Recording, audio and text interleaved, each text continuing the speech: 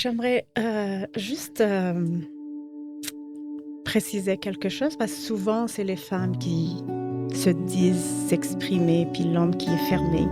Mais, parce que c'est en général les femmes qui s'expriment, puis les hommes qui sont fermés, mais il y a certains hommes qui s'expriment et puis qui sont avec des femmes qui sont fermées aussi. Puis la personne, on va dire en généralité, c'est, la femme qui pense s'exprimer, comme tu le dis, elle n'a pas les moyens de s'exprimer de la bonne manière, je dirais d'une manière saine. Donc souvent, elle va attendre jusqu'à ce que ça éclate. Puis là, elle déverse tout sur l'homme. Puis l'homme, il a peur. C'est toute une avalanche qui lui tombe dessus. Puis lui, étant donné qu'il n'a pas aussi les moyens de gérer tout ça, donc il va se fermer, il va éviter. On va entendre des expressions comme « tu es trop émotionnel »,« tu en fais des trop »,« c'est une fontaine, elle pleure ». Toi, tu es quoi? Moi, je suis un océan. Un océan. Je pleure tout le temps. Pour tout. Tu pleures tout le temps. Je me vis comme ça. Par manque de manière précise et efficace d'aborder nos problèmes de relation.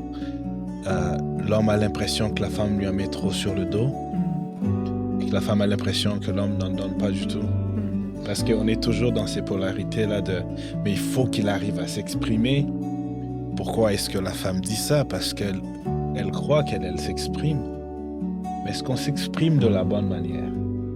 Parce qu'elle n'est pas s'exprimer, c'est aussi s'exprimer de la mauvaise manière. J'adore que tu apportes ça parce que, justement, ça peut être perçu comme d'être mature, de ne pas vivre ses émotions, de faire le tough ou la tough, mais aussi en tant que femme, d'être la superwoman, de comme, tu sais, oh mon Dieu, tu sais, je pleure jamais, je m'excuse. Ah! Ça me fait virer le cœur en envers à chaque fois que j'entends ça, parce que si on veut parler de maturité émotionnelle ici, je vais faire un gros highlight, c'est de justement venir se permettre de vivre qu'est-ce qui est là, de partager qu'est-ce qui est là avec vulnérabilité.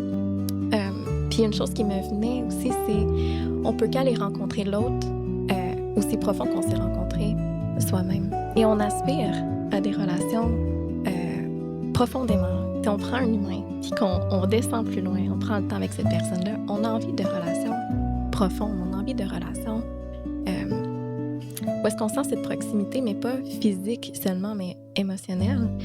Puis on a peur d'aller là. On a peur d'aller là. Mais le sacré, le sacredness d'une relation, selon moi, mon opinion, se trouve là. À la rencontre de la vérité qui nous habite.